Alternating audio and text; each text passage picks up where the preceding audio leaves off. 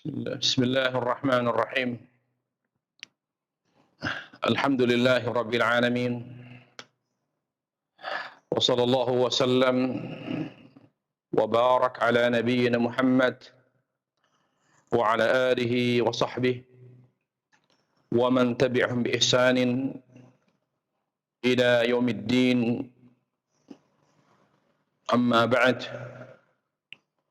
Ayyuhal ikhwah al-kiram, para pemirsa TV Raja dan para pendengar Radio Raja yang dimuliakan Allah Subhanahu wa taala. Alhamdulillah, kita bersyukur kepada Allah Azza wa Jal dengan selalu memujanya dengan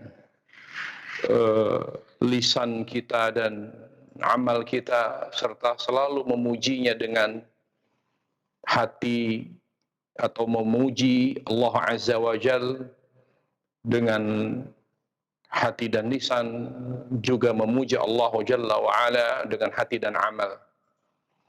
Karena tiga alat syukur tersebut harus selalu kita gunakan dalam rangka bersyukur kepada Allah Azza wa Jal, sehingga Allah senantiasa akan melindungi kita dan mencurahkan rahmatnya kepada kita, hingga kita dapat menggapai kebahagiaan dan keselamatan di dunia dan akhirat.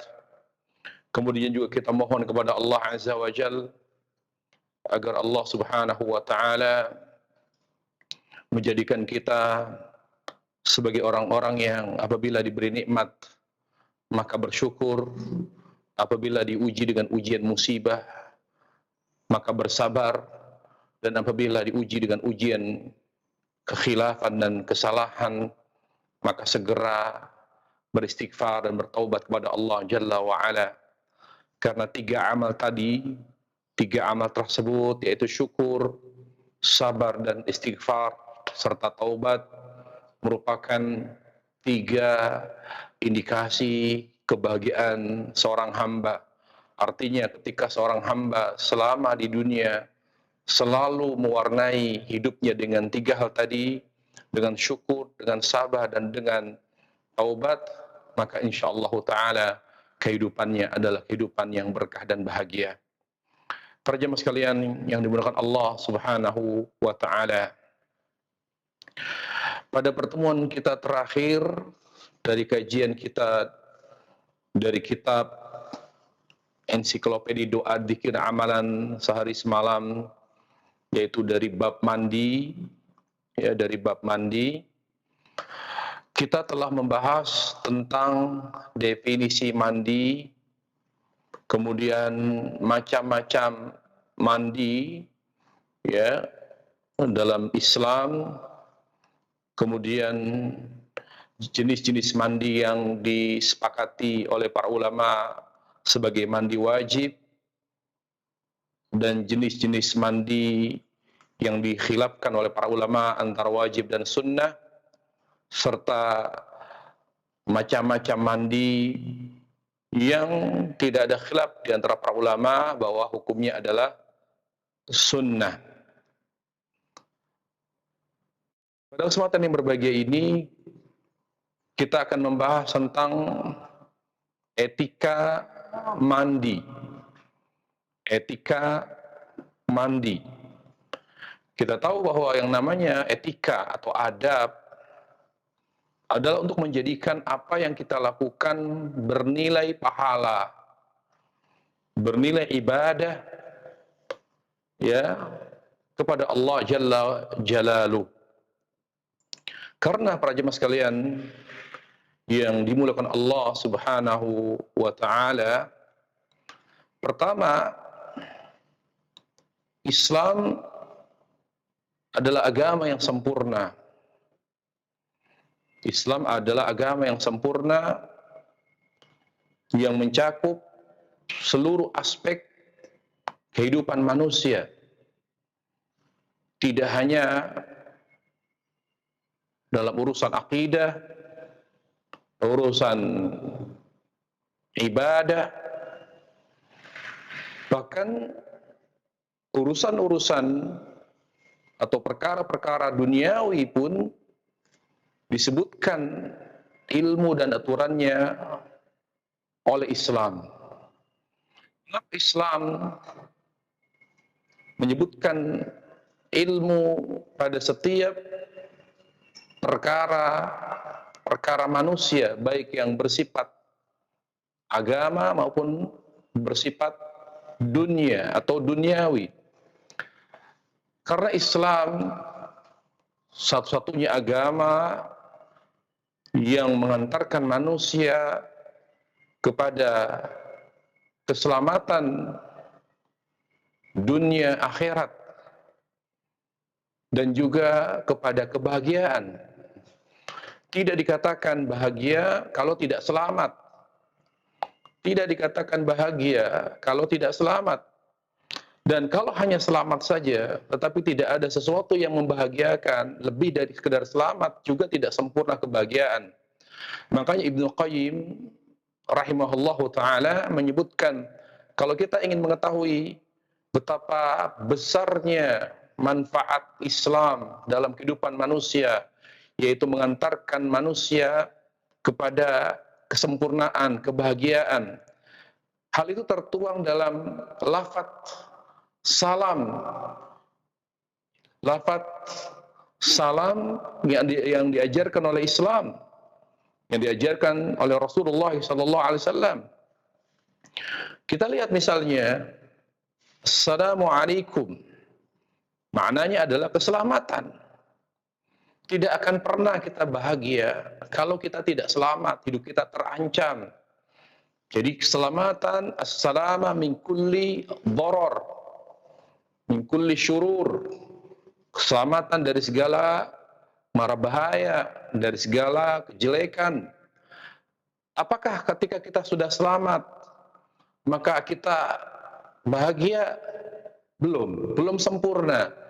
Sampai kita mendapatkan apa yang kita butuhkan, ya, apa yang kita butuhkan, baik untuk jasmani kita maupun rohani kita, baik untuk pribadi kita dan keluarga kita dan lain sebagainya.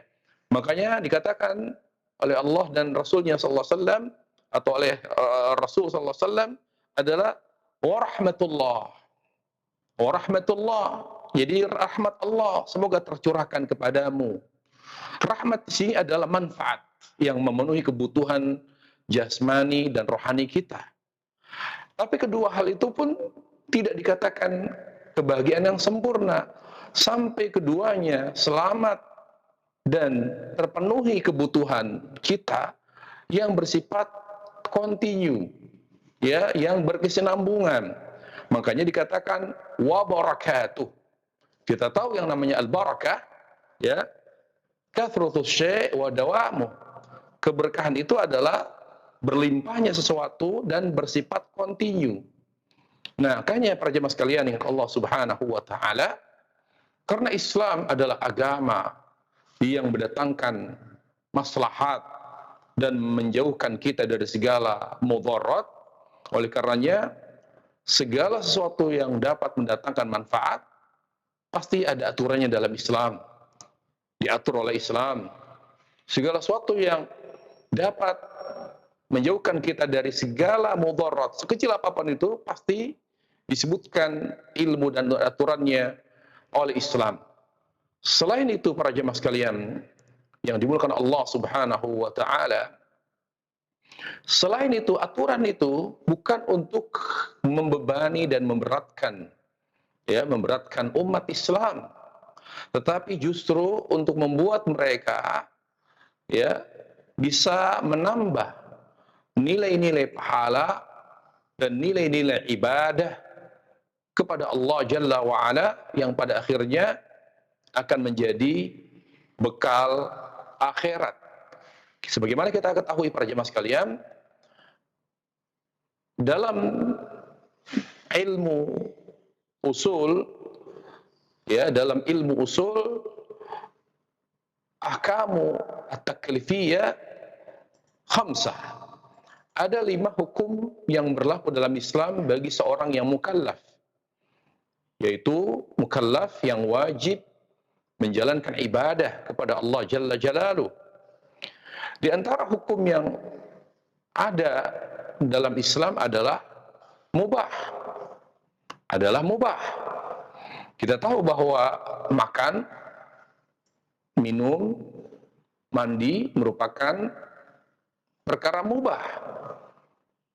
Tidak bisa dikatakan atau dikategorikan sebagai ibadah atau bernilai pahala, ya, atau bernilai pahala, kecuali didukung oleh niat yang baik, niat yang saleh, berdasarkan dalil hadis Rasulullah sallallahu alaihi wasallam sebagaimana yang dijelaskan oleh para ulama tentang makna hadis innamal a'malu binniyat, innamal a'malu binniyat, bahwa setiap amal bergantung kepada niatnya. Dari hadis ini kata para ulama, sebagian disebutkan oleh Imam Ibnu Rajab Al-Hambali rahimahullah dalam kitab Jami' al-Ulum wal Hikam, bahwa innal a'malu al-mubahatu tasiru ta'atan wa ibadatan binniyati salihah. Bahwa amal seseorang yang bersifat mubah akan menjadi ibadah ketika diniatkan dengan niat ibadah. Niatnya adalah untuk menjalankan ketaatan kepada Allah Jalla Jalaluh. Selain itu, ketika apa yang kita lakukan, amal yang kita lakukan yang bersifat amalan mubah, minal umuril mubah atau minal umuril mubah, minal umuril mubah, dari perkara-perkara mubah, juga akan bernilai pahala ketika kita melakukannya sesuai dengan tuntunan Rasul sallallahu alaihi wasallam, ya, sesuai dengan berdasarkan ittiba, mengikuti tuntunan Rasul sallallahu alaihi wasallam. Innamal a'malu binniyat. Innamal a'malu binniyat. Di situ ketika kita niatkan adalah untuk mengikuti Rasul, mengikuti petunjuk Rasulullah SAW, maka akan bernilai pahala di sisi Allah Tabaraka wa Ta'ala. Nah, dalam hal mandi para jemaah sekalian yang dimulakan Allah Subhanahu wa Ta'ala, ya, tidak ada satupun yang tidak disebutkan ilmunya oleh Rasulullah alaihissalam. Tidak ada satupun dari perkara hidup manusia, apalagi perkara agama dan juga perkara dunia, tidak dicontohkan oleh Rasulullah alaihissalam, di mana beliau alaihissalam menjadi orang yang mengaplikasikan Al-Quran dengan membuka peluang selebar-lebarnya bagi umat untuk meraih pahala dan bekal akhirat sebanyak-banyaknya.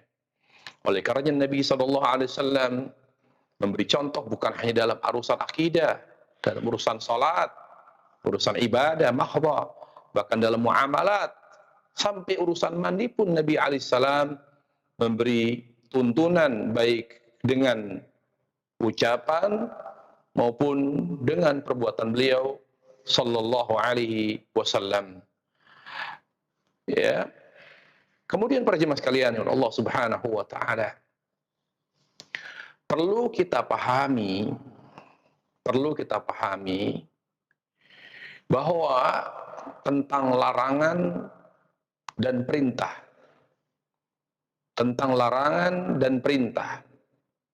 pada perkara adab dan urusan muamalah dipahami oleh para ulama, kalau perintah berarti maknanya sunnah. Apabila ada larangan dalam hal muamalat dan adab, maka maknanya makruh. Ini kaidah yang perlu dipahami secara umum. Misal, ya, misal ada perintah. Para ulama misalnya memahami perintah untuk makan dengan membaca doa bismillah. Sebagian ulama mengatakan membaca bismillah ketika makan hukumnya sunnah berdasarkan kaidah. Karena perintah dalam perkara adab maknanya sunnah. Tapi sebagian mengatakan wajib karena adanya qara'in, indikasi-indikasi dan dalil-dalil yang menguatkan bahwa perintah membaca bismillah hukumnya wajib. Oleh karenanya ada khilaf di antara para ulama dan juga terjadi perbedaan pendapat di antara para ulama tentang hukum makan dengan tangan kanan. Ya, perlu dipahami para ulama tidak berijma akan haramnya, akan wajibnya menggunakan dengan tangan kanan. Mereka mengatakan sunnah. Ya, mereka mengatakan mereka sepakat diperintahkan oleh Rasulullah SAW makan dengan tangan kanan. Tetapi hukumnya apa? Apakah wajib atau sunnah? Para ulama yang menganggap makan dengan tangan kanan adalah sunnah mengacu kepada kaidah. Karena Nabi alaihissalam ketika berkata kepada gulam, ya gulam, samillah wa kul biyaminik. Wahai anak kecil, ucapkanlah bismillah sebelum makan dan makanlah dengan tangan kananmu. Perintah ini dipahami makna adalah sunnah, bukan wajib. Tapi para ulama yang lain mengatakan wajib. Nah ini, demikian pula dalam urusan larangan. Larangan dalam hal muamalat dan adab dipahami makruh. Tidak dipahami wajib kecuali ada dalil yang menguatkan bahwa larangan itu bermakna haram. Ya, secara umum seperti itu. Secara umum seperti itu. Ya, seperti misalnya larangan minum dan makan berdiri. Ketika Rasulullah SAW bersabda, la yashrabanna hadukum qa'ima. Janganlah salah seorang di antara kalian makan dalam keadaan atau minum dalam keadaan berdiri. Maka para ulama memahami bahwa larangan minum berdiri adalah makruh dan itu kaidah yang bersifat umum. Ya, makanya Imam Nawawi dalam kitab Riyadhus Shalihin membuat suatu bab ketika beliau menghadirkan semua dalil-dalil terkait dengan hukum terkait dengan makan dan minum berdiri karena konteksnya secara tekstual hadisnya adalah melarang minum, larangan dari minum berdiri. Adapun makan dikiaskan ya, yaitu oleh para ulama dikatakan dikiasul aula, dikias secara terlebih makan yang mungkin dianggap kurang pantas dan lebih buruk daripada minum berdiri. Tetapi dengan mengumpulkan semua dalil-dalil yang ada terkait dengan hukum makan dan minum berdiri, maka Imam Nawawi mendapati dalil-dalil yang ada setelah beliau merujuk kepada pemahaman para ulama salaf, sehingga beliau beristinbat tentang bolehnya minum berdiri dan lebih afdal dengan duduk. Begitulah para jemaah sekalian Allah Subhanahu wa taala cara mempelajari dalil yang benar. Tidak kita kutip dari satu hadis lalu kita gunakan untuk memahami satu hukum bahwa hukumnya adalah haram. Jadi kita kembalilah kepada kaidah-kaidah yang diletakkan para ulama dalam memahami dalil, ya, dalam memahami dalil, dan biasakan diri kita untuk memahami suatu hukum dari sekumpulan dalil yang ada terkait dengan bab, terkait dengan masalah tertentu, kemudian merujuk kepada pendapat para ulama, penjelasan para ulama, terutama para ulama salaf, karena penjelasan mereka lebih dekat kepada kebenaran. Karena kita tahu semakin dekat ya ulama daripada zaman wahyu, maka lebih dekat pemahamannya kepada kebenaran. Makanya ijma' mereka mu'tabar, ijma' para sahabat terutama dianggap dalam Islam. Bahkan jumhur ulama menganggap ijma' sahabat adalah hujjah. Dia terlepas dari sebagian kecil ulama yang menganggapnya bukan hujjah, tapi yang sahih, ijma' para ulama khususnya ijma' sahabat adalah hujjah. Karena pemahaman mereka, apalagi ketika mereka sepakat dalam suatu masalah atau hukum, maka insya Allah sangat dekat dari kebenaran. Apalagi Nabi alaihissalam bersabda sebagai dalil akan ijma' adalah dalil, adalah di mana Nabi alaihissalam bersabda, la tastami' ummati 'ala dhalalah, umatku tidak akan pernah bersekongkol dalam kesesatan. Dan ini dalil bahwa ketika kita lebih banyak mengacu pada pemahaman dan penjelasan para ulama, terutama para ulama salaf yang lebih mendekati zaman wahyu, zaman Nabi alaihissalam, maka insya Allah pemahaman kita tidak rancu, pemahaman kita lebih terjaga.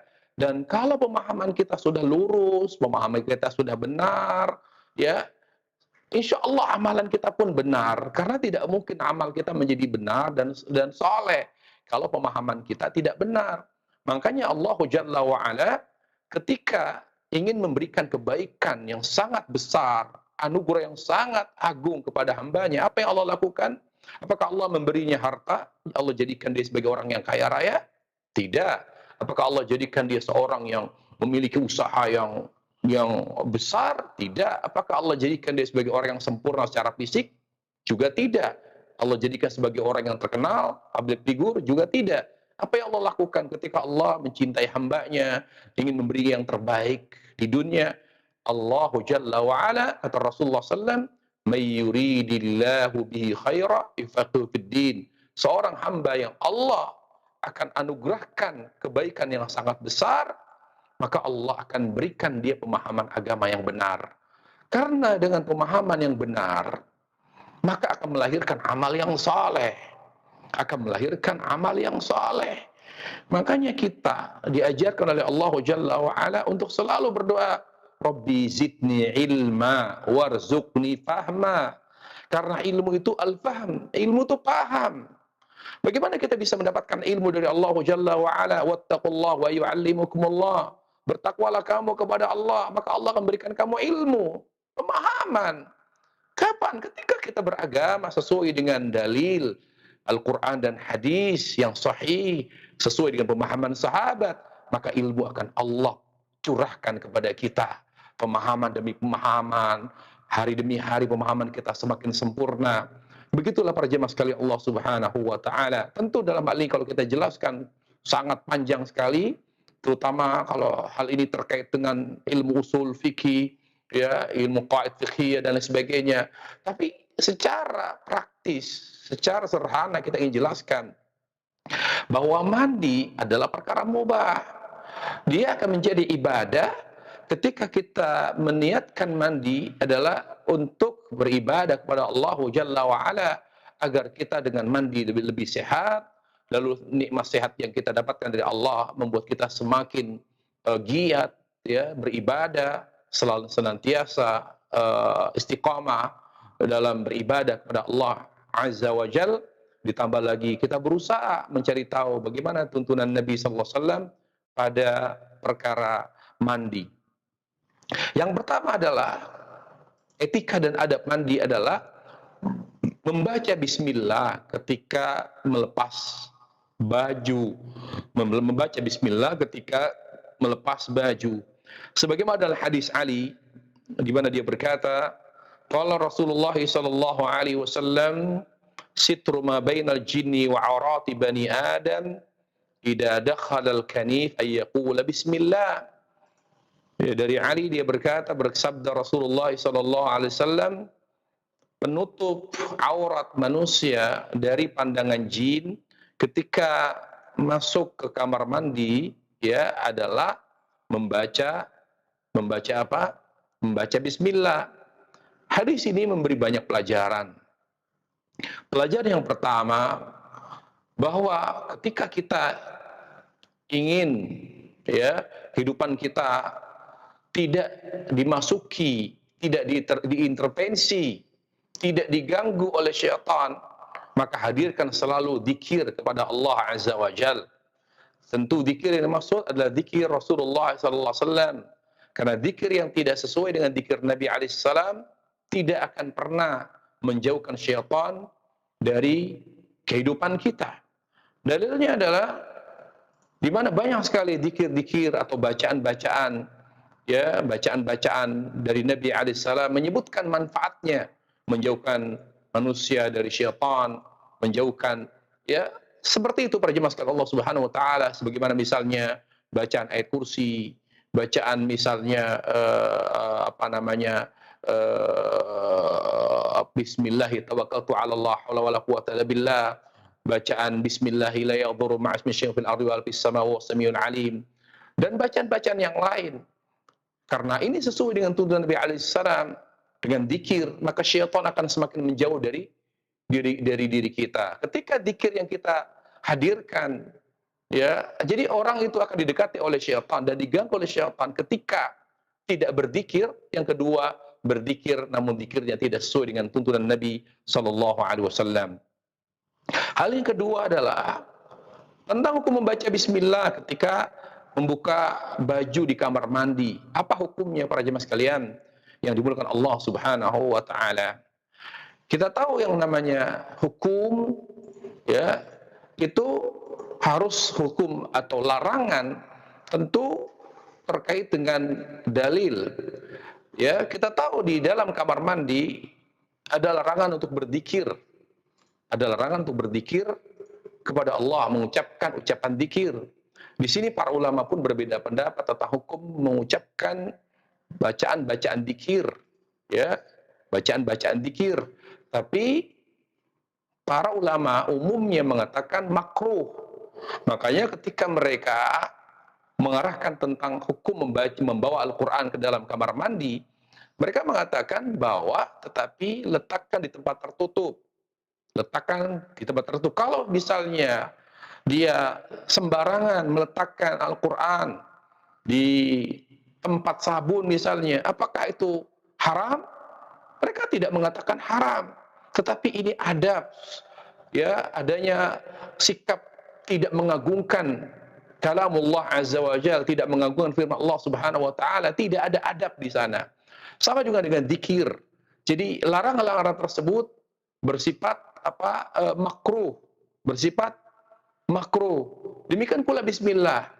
Makanya dalam hal ini wallahu a'lam, sebagian ulama mengatakan ketika kita berzikir di kamar mandi, walaupun misalnya apakah itu berwudu, apakah kita akan melepas pakaian, maka sebaiknya membaca bismillah di dalam hati untuk menghindari larangan, tetapi sekaligus menjalankan, ya, perintah dari Rasulullah sallallahu alaihi wasallam.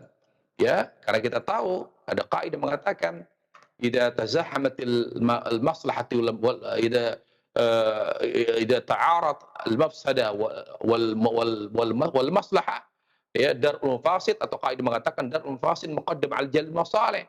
Menghindari mudarat, menghindari larangan lebih diutamakan daripada menjalankan perintah. Oleh karenanya, kalau kita ingin membaca bismillah di kamar mandi ketika akan melepas pakaian, maka ucapkanlah cukup di dalam hati, ya, di dalam hati, karena untuk menghindari apa? Menghindari larangan, ya, membaca atau mengucapkan lafaz zikir di dalam kamar mandi dan WC. Namun demikian, para jemaah sekalian Allah Subhanahu wa taala, secara umum kita harus bisa memahami masing-masing karakter amal. Karena sebagian orang tidak memahami karakter amal yang dijelaskan oleh dalil. Misal, banyak orang bertanya, apakah boleh membaca Quran di dalam hati? Ya subhanallah, Al-Quran itu adalah amalan hati dan lisan. Membaca Quran. Jadi tidak ada tuntunan dan tidak benar membaca Quran dalam hati. Nabi alaihissalam, beliau diketahui oleh sahabat membaca Quran dari mana? Dari gerakan jenggotnya. Dari gerakan, gerak-gerik. Ya, jadi jenggotnya yang naik turun. Dari situlah sahabat tahu bahwa Nabi membaca Quran. Dan ini menunjukkan bahwa yang namanya Al-Quran adalah amalan lisan, bukan hanya amalan hati. Maka karena ada larangan membaca bismillah, ya, dengan lisan kita, maka cukup membaca bismillah di dalam hati. Wallahu a'lam. Tentu kita tahu kenapa kita selalu memulai secara umum dalil kenapa kita dianjurkan membaca bismillah pada setiap memulai perkara. Karena kita bertawassul dengan nama Allah Jalla wa Ala. Bismillah, lafzul jalal, Allahu Jalla wa Ala. Sehingga perkara yang kita akan lakukan menjadi berkah. Menjadi berkah dan bernilai pahala. Kemudian yang kedua, senantiasa menjaga dan menutup aurat. Tidak boleh seorang muslim mengumbar aurat. Ya, mengumbar aurat. Karena perbedaan muslim atau perbedaan manusia dengan binatang adalah aurat. Aurat tidak berlaku bagi binatang. Makanya ketika kita sering mengumbar aurat, terutama wanita, ya terutama wanita, karena Nabi alaihissalam bersabda, al-mar'atu aurah, wanita itu aurat. Berarti tidak ada bedanya mereka dengan binatang. Dan kita harus menyadari akan hal itu, para jemaah sekalian yang Allah Subhanahu wa taala. Ingat, yang membedakan kita dengan binatang adalah aurat, terutama para wanita muslimah. Jadi ingatkan mereka, ingatkan anak-anak perempuan kita, ingatkan istri kita. Kalau ingin dibedakan dengan hewan, dengan binatang, maka jaga aurat dengan baik.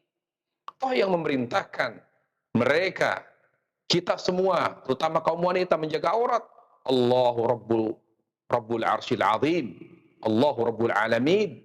Bukan suami, bukan orang tua, tetapi Allah yang memerintahkan para wanita untuk menutup aurat, yang wajib atas mereka untuk mentaatinya. Kemudian para jemaah sekalian Allah Subhanahu wa taala, ya. Pertama, kita harus batasi dulu, ya, aurat. Kita harus mengetahui masing-masing aurat kita. Apakah kita sebagai laki-laki atau sebagai perempuan? Pertama, ya ikhwatal iman, aurat sebagaimana dijelaskan para ulama berlaku sejak umur 10 tahun. Berdasarkan hadis Nabi alaihissalam, muru auladakum bis salati inda sab'in wadribu 'alaiha indal 'ashar wa farriqu bainahum fil madaji'. Suruh mereka untuk salat ketika berumur 7 tahun dan pukul mereka kalau mereka mengelak untuk menjalankan salat ketika berumur 10 tahun, dan pada saat umur 10 tahun pisahkan tempat tidur mereka. Dari hadis ini para ulama dan hadis-hadis yang lain tentunya mereka menyebutkan berarti aurat itu berlaku dari umur 10 tahun. Ya, ini dari sisi umur. Kemudian dari sisi batasan aurat. Tentu dari dari wanita dan laki-laki ada perbedaan. Ya, ada perbedaan. Dilihat dari sisi objek, subjek misalnya. Kalau subjek laki dan perempuan. Laki dan perempuan. Nah, misalnya perempuan para jemaah sekalian Allah Subhanahu wa taala, perempuan yang sudah baligh, ya. Tentu di sini yang ditekankan aurat di sini ketika seorang sudah baligh, tetapi dilatih dari umur 10 tahun. Lebih ditekankan dan sudah berkaitan dengan dosa dan pahala. Dosa ketika mengumbar aurat, pahala ketika menjaga aurat, ya, yaitu setelah umur baligh. Nah, wanita yang sudah baligh, auratnya itu apa? Batasan auratnya itu apa? Batasan aurat wanita yang sudah baligh di sini para ulama berbeda pendapat. Ada yang mengatakan seluruh, ya, anggota tubuh wanita dari ujung rambut sampai ujung kaki adalah aurat. Adalah aurat, sehingga mereka mewajibkan cadar bagi wanita dan wajib menggunakan penutup kaki, apakah itu kaos kaki dan lain sebagainya. Ulama yang lain mengatakan tidak. Seluruh aurat wanita, seluruh anggota tubuhnya kecuali wajah dan telapak tangan. Wajah dan telapak tangan.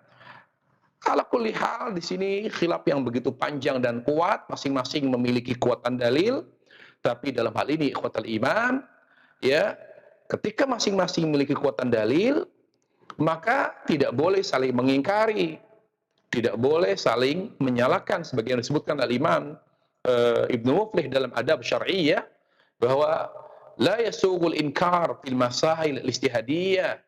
Tidak boleh ada saling mengingkari, saling menyalahkan pada perkara-perkara ijtihad. Misalnya mengatakan wanita yang tidak bercadar, oh dia bukan akhwat sunnah misalnya. Dia belum ngaji. Apa dasarnya? Nggak bisa cadar itu jadikan acuan untuk menilai seorang belum sunnah. Oh, ulama sendiri berbeda pendapat. kita harus dewasa dalam berilmu dan bersikap. Ya, tidak hanya ngaji dari satu pengajian, baca buku dari satu buku lalu kita ambil bangun pemahaman kita. Tidak begitu. Ilmu itu harus dibangun dengan pemahaman yang baik dan matang para jemaah sekalian. Yang dimuliakan Allah Subhanahu wa taala. Kalau ilmu seperti itu mudah sekali. Berarti para ulama salaf ya akan memandang sebelah mata ilmu kita karena begitu rendah dan mudahnya ilmu dan pemahaman kita. Nah, ala kulli hadis ini ya, anggaplah kita katakan minimal wanita wajib menutup seluruh anggota tubuhnya kecuali wajah dan telapak tangan. Berarti auratnya semua anggota tubuhnya kecuali wajah dan telapak tangan. Ya. Nah, ini auratnya mereka. Dari mana? Wanita terhadap laki-laki yang bukan mahram. Kemudian para jemaah sekalian Allah Subhanahu wa taala, aurat wanita terhadap wanita. Aurat wanita terhadap wanita. Apa batasannya? Aurat wanita terhadap wanita sama dengan aurat laki-laki terhadap laki-laki, yaitu antara pusar sampai lutut. Ya, antara pusar sampai lutut, antara pusar dan lutut. Sebagaimana Nabi sallallahu alaihi wasallam bersabda, "Walal mar'atu ila auratil mar'a."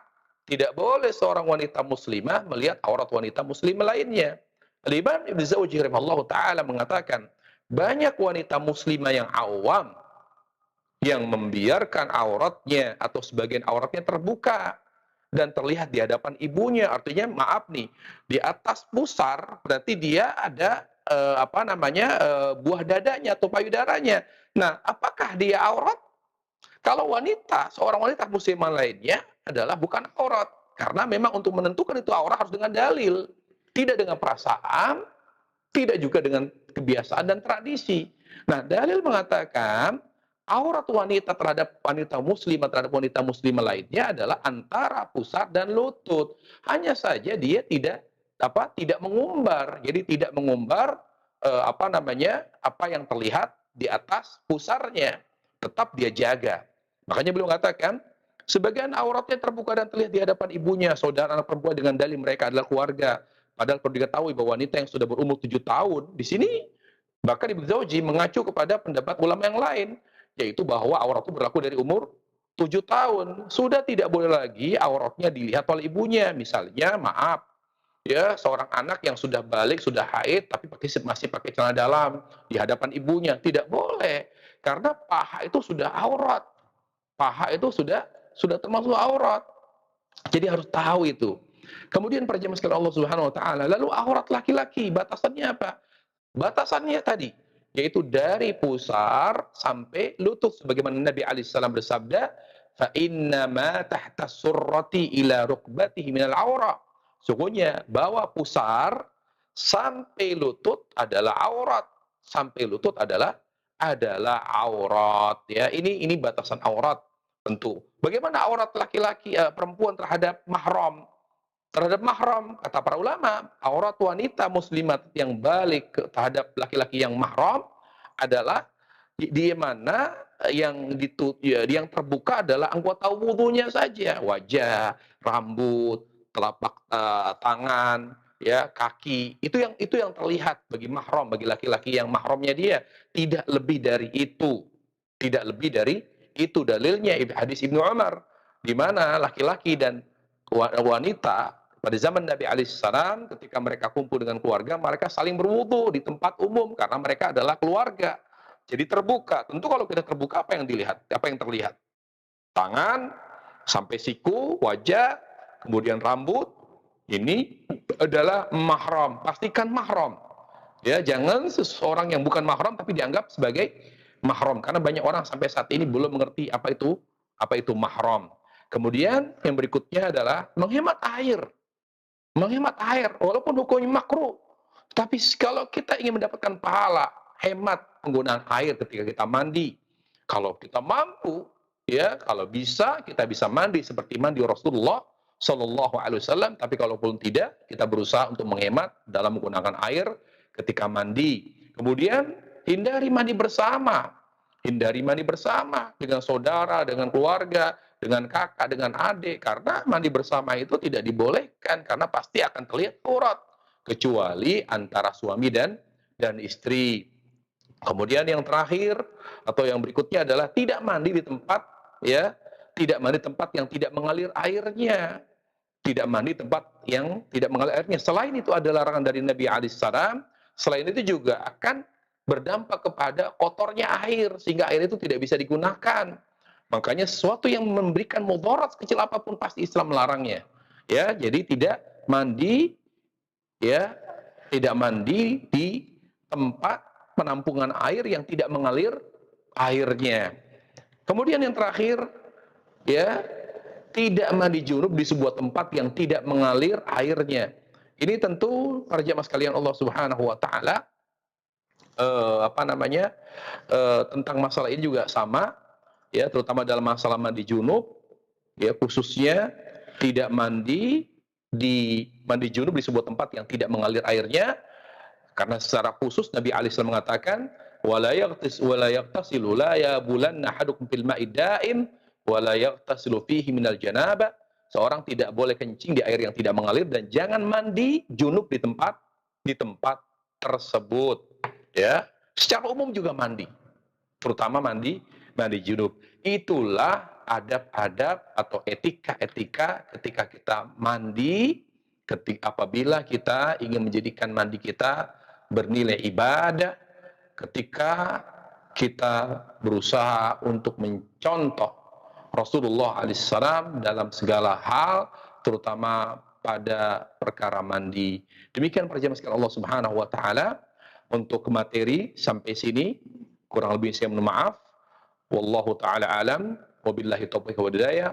Wa sallallahu wasallam wa barak ala nabiyyina Muhammad wa ala alihi wa sahbihi wasallam. Walhamdulillah rabbil alamin. Nah, Ustaz, jazakallah khairan Ustaz, barakallahu fiik atas materi yang telah Anda sampaikan Ustaz di kesempatan sore hari ini.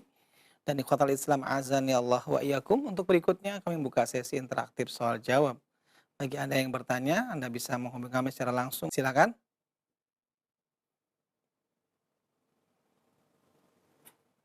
Ya, silakan. Halo, Assalamualaikum warahmatullahi wabarakatuh. Waalaikumsalam warahmatullahi wabarakatuh. Dengan siapa Ibu dan berada di mana? Hamba Allah Riau. Ya, silakan Ibu. Pertanyaannya apa Ibu? Terima kasih. Ini, kalau kita kan memiliki kolam renang di rumah, ukurannya cuma 6 kali apa itu 6 kali 8. Nah, kita setiap sore anak-anak itu atau kita sendiri mandi di situ. Ini bagaimana? Terima kasih. Assalamualaikum warahmatullahi wabarakatuh. Baik, terima kasih banyak Ibu. Waalaikumsalam warahmatullahi wabarakatuh. Dan kepada Ustadz kami persilakan untuk menjawab. Silakan Ustadz. Kalau memang berenang lalu dia niatnya adalah sekalian mandi, ya. Pertama kita tahu bahwa kalau berenang itu ada filternya. Jadi air itu diputar terus. Jadi hukumnya mengalir, bukan air yang tidak mengalir. Kalau yang dimaksud dengan tidak mengalir itu betul-betul tidak ada sirkulasi air, ya. Ya, karena mungkin setiap kolam renang itu selalu direkomendasikan untuk diganti, difilter. Tapi kalaupun misalnya tidak ada, ya, filter airnya, berarti airnya itu saja, ya, tapi tetap akan diganti mungkin seminggu sekali atau 2 minggu sekali atau sebulan sekali. Selama airnya suci, airnya bersih, boleh-boleh saja, walaupun lebih baik, ya, tidak hanya menganggap berenangnya kita di situ sebagai mandinya kita. Tapi rata-rata orang yang berenang itu pasti akan bilas gitu loh. Dia tidak hanya dengan berenang selesai terus tidak bilas gitu loh. Jadi sebetulnya tidak ada yang dipermasalahkan di sana. Walaupun kalau renangnya ada kolam renang pribadi, ya bukan kolam renang umum, tetapi semuanya apalagi yang sifatnya pribadi, anak-anak, ya, orang dewasa kalau sesama keluarga mungkin, ya, mungkin suami istri dan anaknya berenang, tapi biasanya setelah berenang di kolam renang pasti mandi gitu loh. Jadi kalau dia niatnya mandi, hampir tidak ada yang mandi dari situ. Setelah berenang terus pakai baju gitu loh. Rata-rata mereka pasti bilas. Jadi saya kira tidak ada yang ditanyakan, tidak ada yang dipermasalahkan. Saya kira jelas, ya. Jadi intinya tidak masalah. Insya Allah tidak masalah. Dari apa yang ditanyakan oleh Ibu di Riau, insya Allah tidak ada masalah. Wallahu a'lam. Nah, Ustaz, jazakallah khairan Ustaz atas jawaban yang Anda sampaikan Ustaz. Barakallahu fiik. Dan masih kita angkat pertanyaan berikutnya melalui telepon. Assalamualaikum warahmatullahi wabarakatuh. Waalaikumsalam warahmatullahi wabarakatuh. Dengan siapa Bapak dan berada di mana? Dengan Wayan di Jakarta Pusat, Ustaz. Silakan Pak Wayan. Apa pertanyaan Pak Wayan? Mohon bimbingan untuk Al-Quran yang sudah lama mau diganti gitu, yang lama itu panduannya seperti apa ya perlakuannya atau hukumnya, Ustaz?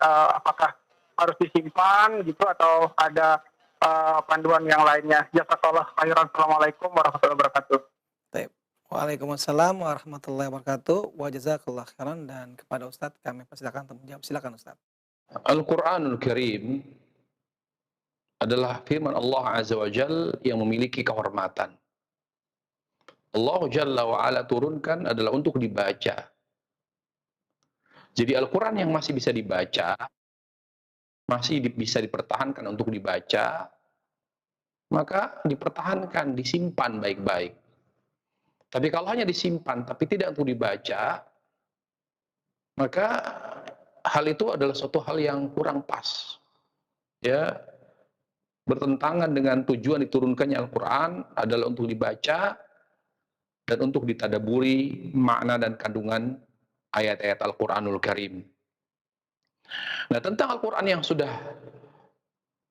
tua, yang sudah lawas, apalagi yang sudah dimakan rayap, ya, para ulama menyebutkan solusinya. Kalau memang tidak bisa dimanfaatkan untuk dibaca, mungkin sudah banyak yang pada robek, sudah pada lepas ya benangnya, lemnya dan sebagainya. Oh, juga masih ada sudah ada Al-Quran yang lebih bagus, lebih baru, lebih bagus, lebih membantu seorang muslim untuk bisa membaca Quran dengan baik. Ada Al-Quran dengan hukum tajwidnya, ada Al-Quran dengan terjemahnya, ada Al-Quran macam-macam. Alhamdulillah ya, Al-Quran mengalami perkembangan yang luar biasa. Apakah kita membaca Al-Quran dengan Al-Quran yang lama? Tentu kita katakan al-wasailah kamul ghaya. Sarananya ketika kita membaca Quran dengan saran yang lebih lengkap itu lebih baik, akan membuat bacaan kita lebih baik, maka lebih baik baca Al-Quran dari Al-Quran yang baru. Bagaimana Quran yang lama? Mungkin kalau disimpan juga udah kurang bagus, sudah banyak dimakan rayap dan sebagainya.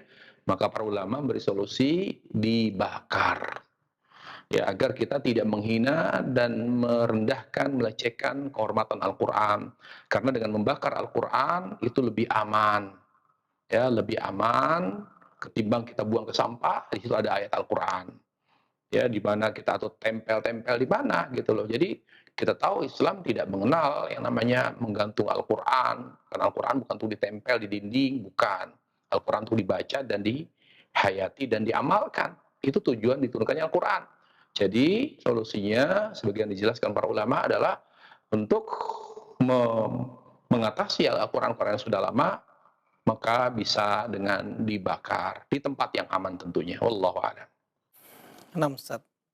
Jazakallah khairan Ustaz, barakallahu fikum atas jawaban yang telah disampaikan Ustaz. Dan untuk pertanyaan berikutnya, kami angkat pertanyaan melalui pesan singkat Ustaz. Dari pendengar kita atau pemirsa kita Ustaz, beliau bertanya, bolehkah kita mendengar kajian agama melalui YouTube ketika sedang mandi Ustaz? Syukran Ustaz. Atas jawabannya Ustaz, jazakallah khairan. Dan kepada Ustaz kami persilakan untuk menjawab. Silakan Ustaz. Kalau bicara boleh dan tidak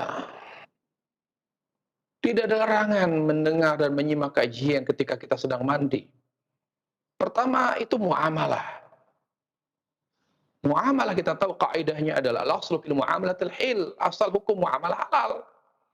Jadi boleh kita mendengarkan kajian sambil mandi, kemudian juga sambil berjalan, bahkan dalam keadaan apapun, secara hukum tidak masalah. Boleh-boleh saja. Tapi masalahnya ikhwatul iman, kita ngaji itu supaya kita paham, bisa bertambah pemahaman agama kita. Dengan kita bertambah pemahaman agama kita, ya, dengan kita bertambah pemahaman kita, sehingga kita bisa memperbaiki amal. Nah, ada dua hal yang harus kita lakukan ketika kita menyimak dan mendengar kajian, agar kita bisa menambah pemahaman agama. Inti mengaji itu, mengikuti kajian, baik secara langsung maupun secara tidak langsung adalah menambah pemahaman meluruskan pemahaman agama sehingga kita bisa memperbaiki amal. Itu intinya. Ya. Tapi ada hal yang harus kita perhatikan ketika kita menyimak kajian. Ya, terlepas kita sedang melakukan apapun. Ibnu Abbas radhiyallahu an ketika ditanya, bagaimana caranya kita bisa, bagaimana kunci ya sukses ketika menyimak kajian, bisa memetik banyak faedah dari kajian-kajian yang kita ikuti. Bagaimana menuntut ilmu agama yang benar. Apa kata Ibnu Abbas? Ya, biqalbin aqul wa lisanin saul. Kalau kita ingin mendapatkan kajian, manfaat kajian secara maksimal, maka kita harus apa? Fokus. Biqalbin aqul. Yaitu hatinya fokus. Pertanyaannya, kalau kita mandi, fokus nggak? Apakah setiap penjelasan ustadz atau penjelasan orang syekh atau ulama atau siapapun yang menyampaikan kajian, per detiknya, per kata, per kalimat, apakah setiap penjelasannya itu bisa kita tangkap? Ini yang jadi masalah. Dikhawatirkan kita tidak bisa menangkap setiap penjelasan, apalagi misalnya hal-hal yang bersifat ya krusial, yang bersifat dasar, seperti misalnya akidah, menjelaskan tafsir Al-Quran, atau misalnya majelis Al-Quran, ya sepotong-sepotong kita mendengarkan kajian, akhirnya salah paham. Ini yang dikhawatirkan para jemaah sekalian. Jadi kekhawatiran untuk salah paham, salah menangkap penjelasan, karena kita tidak fokus, karena sedang mandi, karena sedang makan, karena sedang berjalan. Makanya hal-hal itu dihindari oleh para ulama ketika mereka menuntut ilmu. Ya ikhwatul iman, terapkan adab. Terapkan adab ketika menuntut ilmu. Karena kalau kita alasannya, tapi sayang kita tidak mau nyanyiakan waktu, taib. Masalahnya antum paham atau tidak nanti? Menangkap tidak apa yang dijelaskan oleh ustadz tersebut. Ya kan?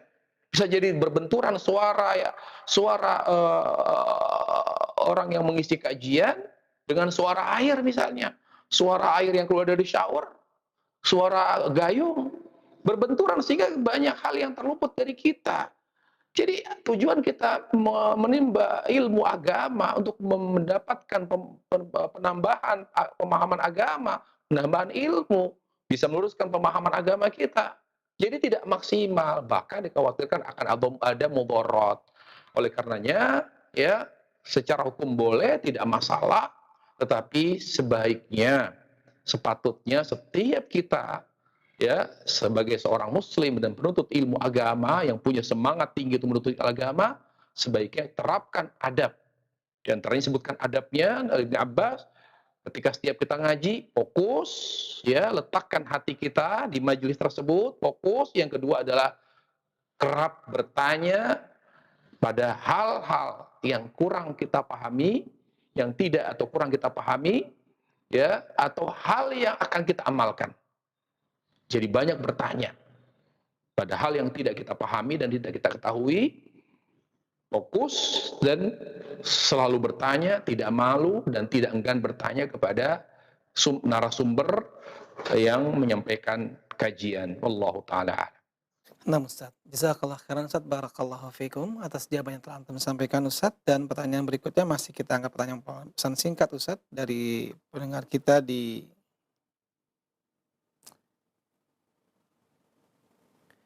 Ustaz, bagaimanakah batasan aurat bagi seorang wanita di hadapan mertua tiri Ustaz? Ustaz akan berikan penjelasan Ustaz. Silakan Ustaz. Mertua tiri. Mertua mahram.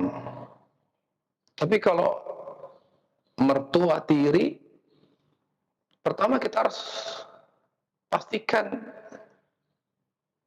seseorang sebagai mahram yang syar'i. Pastikan seorang sebagai mahram yang syar'i. Kalau seorang misalnya mertua tiri, berarti dia adalah apakah ibu tiri dari suami atau berarti dia adalah ya mungkin dia adalah bapak tiri dari suami. bapak tiri dari suami. Apakah dia mahram? Kita tahu pertama mahram itu, makna mahram ya ikhwatal iman, kullu ma yahrumu nikahu ala wajib ta'bid. Mahram itu adalah seorang ya laki-laki yang tidak boleh ya atau mahram itu adalah seorang laki-laki yang tidak boleh menikah dengan perempuan secara permanen. Dengan seorang perempuan, ketika laki dan perempuan tidak boleh menikah secara permanen, maka dia dikatakan mahram. Laisa ala wajhil muaqqat. Kalau sementara bukan mahram seperti ipar misalnya. Nah, kalau kita katakan dia adalah ayah tiri dari suami, berarti mertua tiri. Apakah dia mahram? Kita tahu kalau misalnya dia sudah berhubungan dengan ibunya, ya, berhubungan dengan ibunya berarti dia mahram. Mahram bagi adik-adik suami karena sudah tidak boleh menikah karena dia sudah berhubungan dengan ibu suami. Wallahu alam. Kalau memang dia ayah tiri yang sudah berhubungan intim ya, berhubungan intim dengan ibu mertua, ayah tiri misalnya, maka wallahu alam dia adalah mahram. Berarti aurat yang diperlihatkan seperti seorang wanita berwudu. Jadi hanya memperlihatkan wajah, rambut, telangan, dan kaki. Selebihnya tidak boleh diperlihatkan kepada mertua tiri. Wallahu alam bishawab. Nah Ustaz, jazakallah khairan Ustaz, barakallahu fikum atas jawaban yang telah antum sampaikan Ustaz. Dan untuk pertanyaan berikutnya, kami beralih ke pertanyaan melalui telepon. Ya, silakan. Assalamualaikum. Waalaikumsalam warahmatullahi wabarakatuh. Dengan siapa Bapak dan berada di mana? Apa ini Ustaz dengan Pak Sawal Panggabean? Pak Sawal Panggarean. Ya, dari Sibolga. Dari Sibolga. Silakan Pak Sawal. Pertanyaannya apa Bapak? Ini Ustaz, mohon maaf Ustaz, ini mungkin agak melenceng dari tema ya Ustaz ya. Ya. Saya mau menanya ini Ustaz, menanya ini akikah ini Ustaz, akikah. Akikah, bagaimana akikah kalau dia dagingnya dibagikan mentah atau dagingnya dimasak duluan baru dibagikan kepada yang berhak menerima Ustaz. Mohon penjelasan Ustaz. Terima kasih Ustaz. Baik, terima kasih Bapak Pak Sawal atas pertanyaannya. Baik Ustaz, dipersilakan untuk Ustaz menjawab. Silakan Ustaz.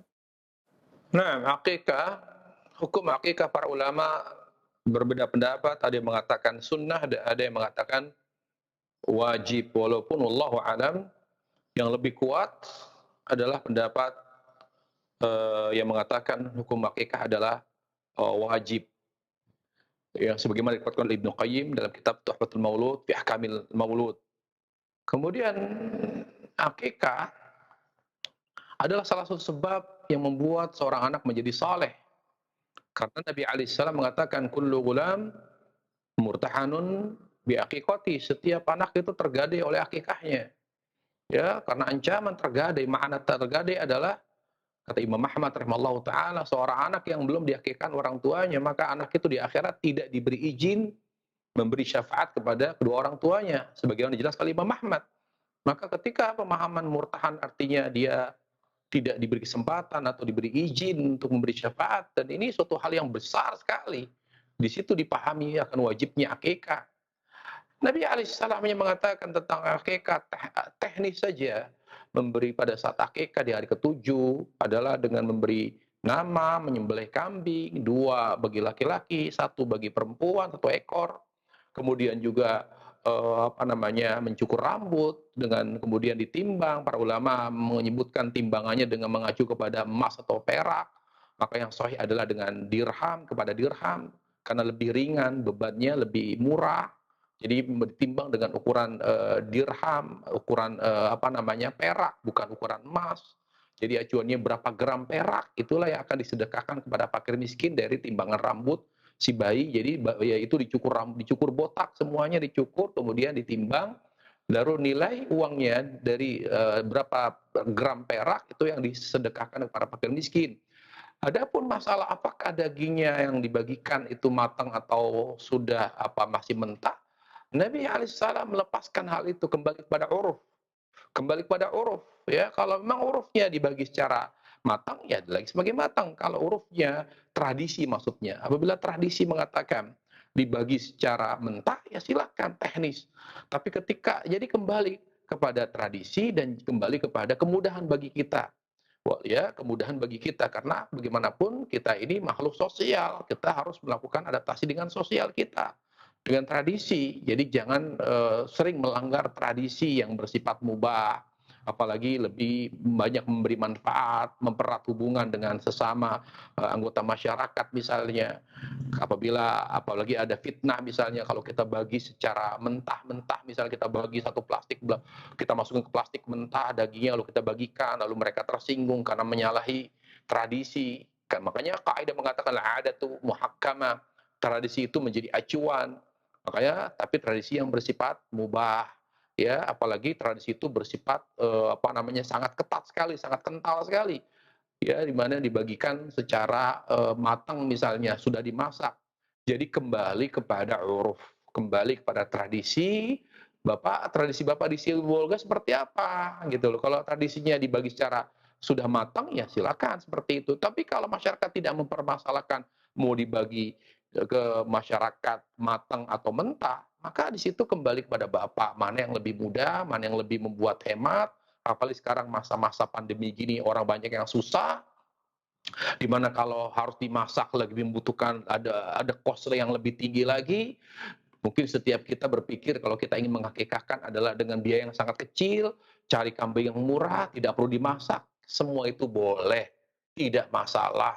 Ya, ada kebebasan di sana, ya, terutama apalagi tidak ada fitnah di masyarakat, ada kebebasan. Masyarakat tidak pernah mempermasalahkan membagi-bagi daging akikah, apakah itu matang atau mentah, wallahu a'lam. Nah, Ustaz, jazakallah khairan Ustaz, barakallahu fik atas jawaban yang telah antum sampaikan Ustaz. Dan untuk pertanyaan berikutnya kembali melalui telepon, dan ini merupakan pertanyaan terakhir Ustaz kesempatan sore hari ini.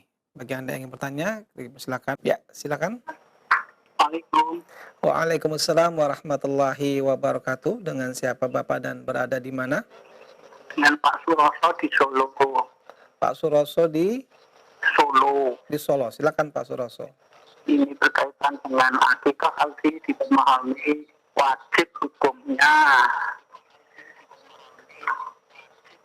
Lalu jika orang tua saya dahulu kan belum mengerti bab hukum akikah. Nah, tadi disampaikan itu bagaikan digadekan dan ya tidak diakikahi, maka nanti di akhirat tidak bisa memberi syafaat kepada orang tua. Nah, berhubung dahulu orang tua belum mengakikahi saya, apakah sekarang saya boleh mengakikahi diri sendiri sebagai tebusan dari jade tadi? Demikian Ustaz. Ya. Assalamualaikum jawabannya. Ya, terima kasih Pak Suroso. Waalaikumsalam warahmatullahi wabarakatuh. Dan kepada Ustadz kami, silakan untuk menjawab. Silakan Ustadz. Nah, yang pertama tentang hukum akikah, sebagaimana yang disampaikan tadi, ulama berbeda pendapat, ya. Walaupun yang lebih kuat, yang lebih dekat kepada dalil adalah yang berpendapat hukum akikah adalah wajib. Yang kedua, bagaimana kalau orang tua tidak mengetahui, ya, tidak ngerti hukum akikah? Kalau itu ternyata misalnya wajib karena orang tua awam, orang kampung, orang desa, ditambah lagi mungkin hidupnya pas-pasan. Kita tahu yang namanya udzur, ya, yang namanya udzur itu ketika seorang melanggar larangan, maka dimaafkan ketika seorang tidak menjalankan perintah karena ketidaktahuan. Itu diberi udzur oleh Allah Jalla wa'ala. Ketika seorang juga melanggar larangan karena ketidaktahuan juga dimaafkan oleh Allah Subhanahu wa taala. Ya, sebagaimana dalam ayat Al-Qur'an, "Rabbana la tu'akhidna in nasina aw akhtana." Ya Allah, jangan Kau siksa kami atas perbuatan yang kami lakukan karena lupa dan dengan tidak sengaja. Artinya di sini tidak ketidaktahuan seorang, karena keawaman seorang gitu loh. Tapi yang namanya perintah, kata ulama, karena akikah itu perintah. Perintah itu kata ulama amrun ijad, suatu perkara yang harus tetap dilaksanakan. Seorang misalnya tidak tahu hukum puasa Ramadan itu wajib. Apakah setelah itu dia tidak boleh puasa, tidak perlu puasa? Tidak, harus tetap puasa. Kapan? Ya di kemudian hari. Karena termasuk hutang. Termasuk hutang gitu loh. Kalau larangan, seorang tidak tahu tidak berdosa karena tidak tahu, tapi dituntut terus belajar. Kalau perintah, tidak berdosa kalau tidak melaksanakan, tapi termasuk hutang. Nah, berarti bagaimana orang tua yang tidak tahu hukum akikah, tidak mengakikahkan karena keawaman dan juga tidak punya uang. Apakah kita anak yang sudah besar ini supaya kita nanti akhirat kelak bisa memberi syafaat kepada orang tua kita dengan kita mengakikahkan? Naam, sebagian ulama mengatakan boleh kita mengakikahkan diri kita sendiri, tapi itu dijelaskan bahwa kewajiban akikah itu innal akikata min wajibatil walid. Akikah itu kewajiban orang tua. Kalau orang tua masih hidup, ya kita mungkin berikan uang ke orang tua, lalu dia mengakikahkan kita. Atau dia dapat rezeki, dia mengakikahkan kita. Seperti itu. Tapi kalau orang tua telah wafat, maka kita boleh dan perlu mengakikahkan diri kita sendiri. Perlu mengakikahkan diri kita sendiri. Sebagaimana dijelaskan para ulama, boleh bagi seorang anak yang tidak dikahkan orang tua karena berbagai macam alasan dan udzur, bagi anak yang sudah dewasa, sudah balik, boleh mengakikahkan ya dirinya sendiri walaupun sudah dewasa demi mendapatkan manfaat besar tadi, sehingga ya diizinkan oleh Allah Jalla wa Ala memberi syafaat kepada kedua orang tuanya. Ya, walaupun khilaf para ulama tentang kesahihan hadis bahwa Nabi SAW mengakikahkan dirinya setelah umur 40 tahun, tetapi para ulama sepakat atau para ulama menguatkan pendapat mereka yang mengatakan boleh seorang anak yang tidak nikahkan oleh orang tuanya karena banyak sebab mengakikahkan dirinya sendiri, meskipun kewajiban akikah adalah kewajiban ayah, bukan kewajiban ibu, juga bukan kewajiban anak. Ya, seperti itu. Jadi Bapak bisa, Pak, Bapak yang ada di Solo, monggo, silahkan akikahkan Bapak, ya, Bapak sendiri, diri sendiri, supaya bisa mendapatkan manfaat besar yang disebutkan tadi. Wallahu ta'ala a'lam. Nah, Ustaz, jazakallah khairan Ustaz, barakallahu fikum atas jawaban yang telah sampaikan Ustaz, dan pertanyaan dari Pak Suroso di Solo merupakan pertanyaan terakhir di kesempatan sore hari ini Ustaz. Dan sebelum kami akhiri, kami persilakan Ustaz menyampaikan ikhtitam. Silakan Ustaz. Kita para jemaah sekalian yang diberkahi Allah Subhanahu wa taala, jangan pernah berhenti belajar, menuntut ilmu agama.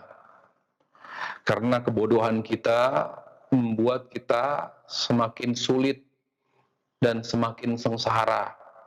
Makanya Allah katakan dalam surat Toha, ma anzalna 'alaikal Qur'ana litashqa. Toha, tidaklah kami turunkan Al-Qur'an agar kalian menjadi sengsara. Makanya Al-Qur'an adalah sumber ilmu, salah satu sumber ilmu. Ya, ketika seorang memahami ilmu agama dengan baik, dia tidak sengsara. Apapun dengan kebodohan pasti menjadi susah, menjadi sengsara, menjadi berat. Ya, selain dosa juga karena kebodohan. Kapan kita bisa menikmati ibadah? Kapan kita bisa merasakan lezatnya agama ini, nikmatnya agama, bisa menjadikan agama kebutuhan, bukan beban, kayak orang dikejar-kejar. ketika kita memahami agama dengan baik. Bagaimana kita memahami agama dengan baik? Belajar. Bagaimana belajar yang benar? Belajar dari ilmu yang berdasarkan dalil, yang sahih, yang dipahami dengan benar, apapun sarananya. Fokus kepada ilmu yang berdasarkan dalil, dipahami dengan benar. Maka dengan begitu, Allah Jalla wa'ala akan memberikan kita keberuntungan dan kebahagiaan. Ma anzalna 'alaikal Qur'ana litashqa. Kami tidak turunkan Al-Quran untuk membuat kalian sengsara, membuatmu sengsara. Kalau kita ingin hidup tenang, hidup enak, hidup berkah, belajar dengan belajar yang benar, dengan adab menuntut ilmu yang benar, belajar kepada orang yang ahli, ya, kepada ahli ilmu yang bermanhaj sahih, yang menjadi panutan, kemudian yang takut kepada Allah Jalla wa'ala, kemudian juga yang kita fokuskan bukan hanya seorang yang berilmu dan bermanhaj sahih, tapi juga yang disampaikan adalah yang melahirkan amal. Tidak usah kita belajar ngaji di majelis-majelis yang muncul isinya adalah fitnah-fitnah, tahdir, fitnah-fitnah yang membuat seorang bingung, tidak melahirkan amal. Naam, tahdir bagian dari agama, tetapi dia harus sesuai dengan porsinya, kadarnya sesuai dengan ada kadarnya, seperti makanan, ada kadar garam. Ketika dia berlebihan, maka membuat makanan tidak enak. Kita belajar agama untuk beramal, bukan saling saling bermusuhan, saling menjauhkan satu sama lain, tidak. Bahkan kita beramal, kita belajar untuk beramal dan supaya kita bisa mempererat ukhuwah, bisa menambah kebaikan, menjauhi diri kita dari keburukan. Saya kira itu saja yang bisa saya sampaikan sebagai penutup kajian pada sore hari ini.